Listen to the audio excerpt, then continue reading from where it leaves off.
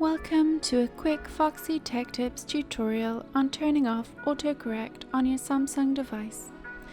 If you find this tutorial helpful, please consider subscribing to my channel and liking the video. Open up the Settings app on your phone and scroll down to and tap on General Management.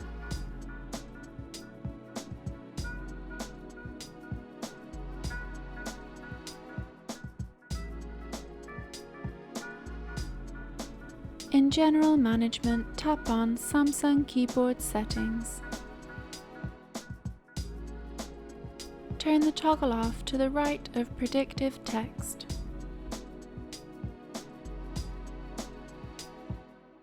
Your phone will no longer autocorrect what you type. And that draws an end to this tutorial.